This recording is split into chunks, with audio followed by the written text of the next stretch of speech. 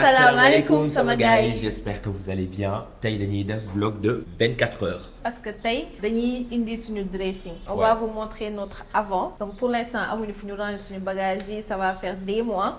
Et là on franchit le cap. Oui, ça fait plusieurs mois même. Parce que bi ñu dëkk see fii ça fait combien de temps? Novembre lañ fi ñëw novembre, décembre, janvier, février, mars, avril. Donc 6 mois. daal leen woon léegi 6 mois yi nu ñu dëkkee. Fi ñuy ranger suñu bagage yaa ngi nii on va vous montrer le avant ñu wan leen li ñuy dund quoi ni mu méttee. non li ñuy dund nag méttiwul nag bul métti li yëf yi voilà sunu yére yi c'était dans des cartons 1 2 3 4 5 6 les ñama de Altesse 7 cartons yëpp c'est Altesse voilà 7 cartons yëpp ce sont des trucs d'Altesse man moom lii laa fi yore benn xaaju géelu wàllu carton nga bàyyee carton bi yow. Continue. Tu vas rester avec le carton. Il y a les chaussures. Voilà. Chaussures yaa ngi nii donc daal chambre baa ngi nii. Donc dressing bi ce sera en L. Ça sera en L. Voilà yokk nañ ci benn partie boo xamante ni day am seetu pour benn espace boo xamante ni dama fay toog pour maquiller wu. Coiffeuse. Waaw c'est on va dire c'est une coiffeuse. Dressing boo xamante ni waa dañ ci intégrer benn coiffeuse c'est ça l'idée en fait. Voilà comme ça tout en un. Moins de bagages. Comme ça fille dégagée on range bien les affaires. Il y aura une partie boo xamante ni on va mettre les chaussures aussi.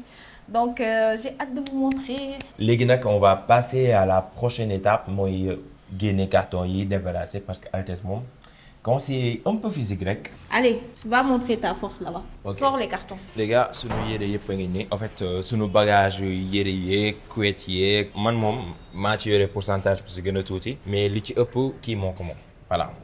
léegi Altesse. C'est quoi tu veux que les gens disent oh le pauvre c'est ça. Des fois dañ naan noo jigéen dañoo bëri yére mais c'est pas des lols hein, je te jure et ils vont toujours trouver une raison d'en avoir plus voilà conseil du jour. On a vidé la pièce boobu moo ngi def économie mais pièce bi nag daa ndaw de sérieux. Ouais, il est très petit loolu moo tax ñu choisir ko def ko dressing. que loo xamante ni on va mettre lal wala armoire. J'ai peur d'être déçue. Et elle pense qu'elle sera déçue. En fait, que je suis de mauvais poil. Ouais, aujourd'hui, elle est de très mauvais poil et elle est convaincue. Elle est vraiment convaincue actuellement. Mais je suis pas convaincue. Hein. Qu'elle sera déçue. Attends, c'est comme le lit avec notre menuisier là. Au début, il a fait du n'importe quoi. Et après, il nous l'a fait bien. Tu vois? Mais lui, il était tellement enthousiaste. Je lui ai dit, les ouvriers là, il faut pas leur donner genre 100% confiance. Ok, parce que tu viens, tu leur donnes leur modèle, ils vont faire dañuy def genre que ñoo la gën a comprendre li nga leen jox noo lii tàmm naa ko defal. ñu ñëw defalal la loo xamante ne ça n'a rien à voir ba pare ils vont essayer de te convaincre que ne ba modèle bi nii la mel et que yow yaa compliqué. Elle parle par expérience. Par très expérience que ce soit les tailleurs, les menuisiers yéen. Les tailleurs qui disent ah boo waxoo kenn du ko gis.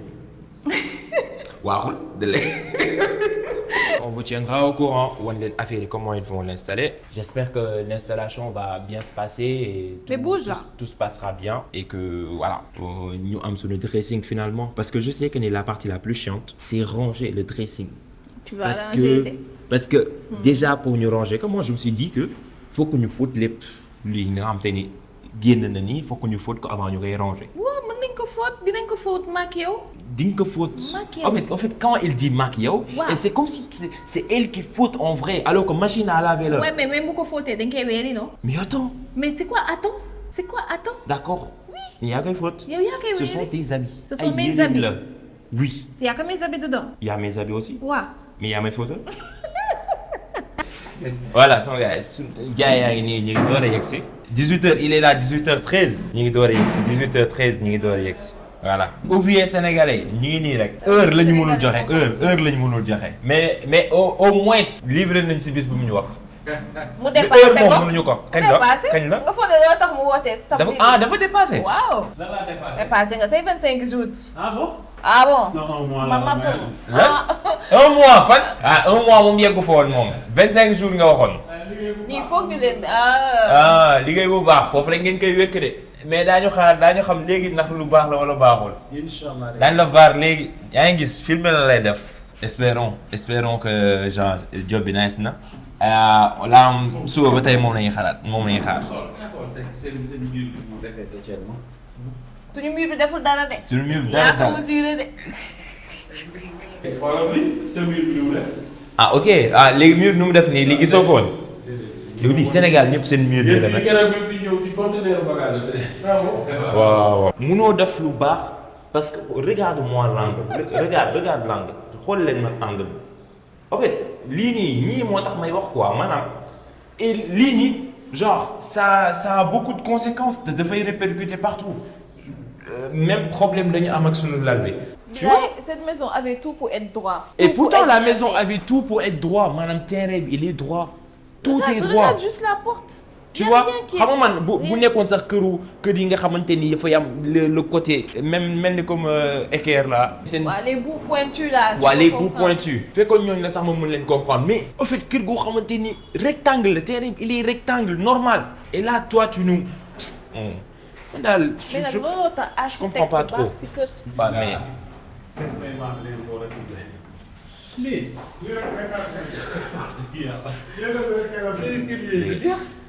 dégg leen ñu commencé wax ay wax. moom yëg ko woon de ba mu fi ñëw keroog de ba ngay ñëw keroog yëgoo woon escalier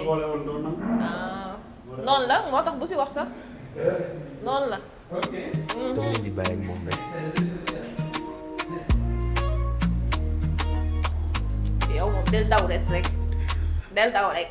Chérie Altesse, on danse la vie en duo. Chérie Altesse, le Sénégal dans le cœur, l'amour en cadeau. Notre love story fait vibrer les réseaux. Mais c'est dans tes bras que je trouve le plus beau.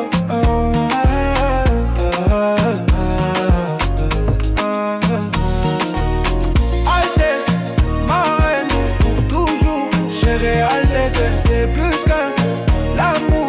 Teranga dans le sang, toi dans mon cœur. Altesse, ma reine, pour toujours. Chérie Altesse, c'est plus qu'un amour. Teranga dans le sang, toi dans mon cœur. Altesse yow que ce projet de dressing bi lan la jàngal en fait. qu'il faut avoir beaucoup de patience dans la vie. loolu la ma jàngal de parce que on vous dit que ça fait 6 mois qu'on a les cartons. Dites-vous que c'est pas facile. Carton yi soof na parce que ñun suñu problème mooy c'est que appartement bi ñu jógee c'était meublé et ba ñuy ñëw fii amuñu meuble. donc on est parti sur les priorités. et dressing bi il était pas prioritaire. oui moo tax mu jël temps bi yëpp. et aussi dafa cher. donc on a pris les priorités nañ am salle ba pare pour mën a eggali suñu vidéo. ensuite on s'est dit vas-y maintenant on fait un lit. Ensuite, on se dit, suite logique, on fait le dressing. Parce que c'était pas prioritaire, ça apparaît pas dans nos vidéos, c'est pas un truc bon, t'es sort de tous les jours. Même si carton est sauf, non, mais genre, je pense que je regrette pas, hein. C'était juste le processus qui était sauf, les cartons étaient saufs. Des fois, quand il y a trop, vous faites qu'il faut briller, il y a la poussière. Mais bon, ça nous a permis de prendre les bonnes décisions et de s'y tenir. Donc, juste pour voir les des fois, si vous avez certains projets, c'est normal que ça prend plusieurs mois avant qu'on réalise. C'est normal. Parce que des fois, ça peut être un problème d'argent. Et même si vous faites ça peut être... une priorité en fait. Oui, il y a d'autres priorités qui vont venir. Et aussi, des fois, même tu auras un problème de choisir ou de parce que nous, là, on ne sait même pas bon design à adopter. On sait rien de tout ça, tu vois. Donc, des fois, il y a des choses, ça prend du temps et mieux vaut prendre le temps parce que l'idée, c'est d'avoir quelque chose de ça va durer très longtemps, tu vois. C'est même idéologie, mais sur tout ce qu'on achète, que ça soit nos fauteuils, que ça soit sur nos lalbi, que ça soit sur nos dressing bi, on essaie toujours d'aller sur ça va nous prendre plusieurs mois. Mais ces mois-là, on va les oublier dès qu'on aura ce qu'on veut. Tu vois. C'est comme le lit, on a dormi sur le matelas. tëdd nañ si tamit lu mat ay 4 mois 5 mois weer bii nii ñu génn lañ am lal. Tu te rappelles plus hein? Mais oui.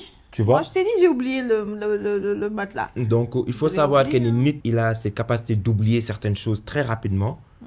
Et que bu fekkee ni am nga ko rek day mel ni am nga ko lu yàgg. maanaam day mel ni am nga ko lu yàgg et ça va te faire beaucoup de bien. Donc prenez de la patience si lépp loolu lañ dugg. Essayez de prendre le temps savoir li ngeen bëgg. Savoir que ni lii pour nga am ko ça va te demander autant de temps de patience. Et tant de patience boobu jël ko. C'est important parce que c'est ce qui fait les bonnes choses. Des fois mën nga xaar tant de patience boobu mu jeex et que tu as mieux que ce que tu t'attendais. Ok, viens, on règle ce problème. Altesse, ça c'est quoi? Chinamal. Ça c'est chinamal. Voilà, ça c'est chinamal.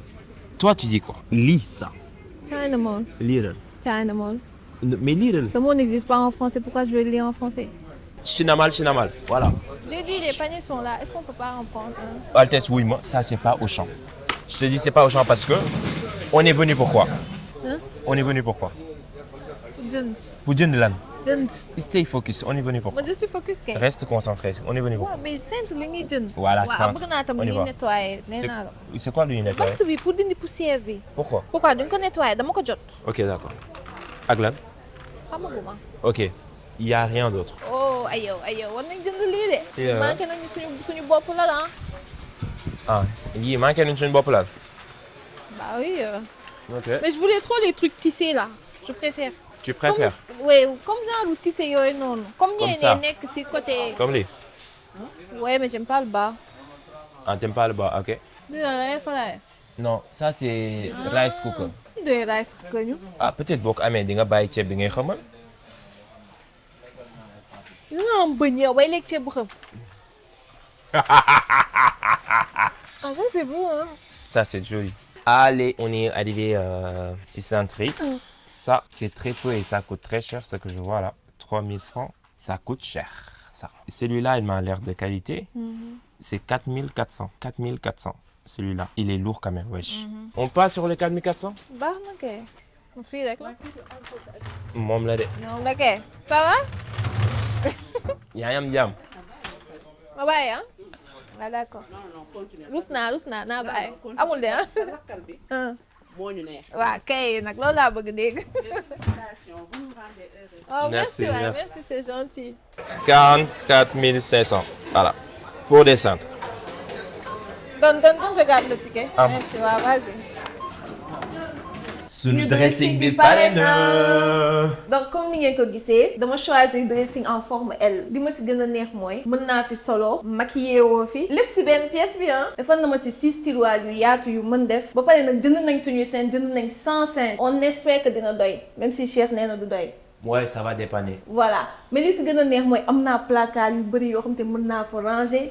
Non fi mu nekk nii moom damaa kontaan. J'ai choisi ce modèle parce que modèle bi dafa ànd ak suñu lal ànd ak suñu buntu ànd ak kër gi. Et j'aimais trop ce style boo xamante ne c'était un style africain pas totalement genre importé. C'est inspiré de importé mais pas la même couleur donc. C'est assez sombre, mais on va dire que ça nous plaît beaucoup. Je le trouve très joli. À chaque fois que je rombé dressing et là je vois lumière bi taper sur bois bi comment c'est joli. J'adore. On a 7 colonnes. 1, 2, 3, 4, 5, 6, 7 colonnes. 7 colonnes, il y en a colonne B, moi tu gagnes un Mac. Et franchement, ça fait comme 2 colonnes finies. Maintenant, tu def presque, je sais pas combien de yéré. Altesse, bëri na yéré trop, mais je pense que ni dressing B, loo ko jox mu jeexal ko. Le problème, c'est juste que ni est-ce que cintre dina mat, mais sinon dressing B mën na def say yéré. waaw fi mu nekk nii moom c'est la grande question est-ce que cintre yi dina doy wala du doy. Ouais, Voilà. mais je doute pas que ni dressing B mën na def say yéré. Voilà man daal li ma si gën ne am naa sama place maquillé kaay genre tout lépp daal fii laa ko nar a defee loolu rek neex na ma samay dàll samay sac samay perruque lépp fii. Bon on va dire que l'attente en valait la peine. Oui. Voilà franchement kontaan naa trop kontaan naa si Lamine franchement jaaraama. Et vidéo bi boo leen ko xoolee c'est pas une vidéo sponsorisée. Nous on a payé lépp ba mu mat sëkk. C'est juste que ni on avait envie de faire une vidéo dressing et ñu gis waa ji contacter ko il était trop professionnel donc te des fois Sénégal dafa bëri ñoo xamante ni dañuy def métier bi di caaxaan donc boo gisee koo xamante ni da koy def avec beaucoup de professionnalisme franchement loo ko mën a jàppale tu le fais quoi. Made in Sénégal mën na nekk mais bu fekkee ni on fait la promotion de ñiy liggéey bu baax mais pas ñi nga xamante ni ils font loo xamante ni day yàq métier bi en fait. wax nga lépp bon pour rangement bi moom xam naa ne dañ koy bàyyi pour beneen vidéo parce que yére yi dañoo bëri. Ouais, nan la mujjee parce que rangement faut que ñu réfléchir vraiment si nan la ñuy dugal yére yi parce que c'est ouvert faut que ça soit visuellement esthétique donc dans leen defal mise à jour si yeneen vlog yi waaj a ñëw. J'aime bien regarder ces genres de vidéos on s'est dit pourquoi pas ñu partager leen aussi cette expérience ak aussi nuñ ko dundee mindset buñ ci demee vous avez vu les cartons gis ngeen dressing bi wax leen ñu loo leen xalaat ci commentaire yi. J'espère que cette vidéo vous a plu wax leen ñu loo leen xalaat suñu dressing bi et on se dit à la prochaine bu leen fàtte abonner wu liker commenter et merci d'avoir regardé la vidéo. Peace.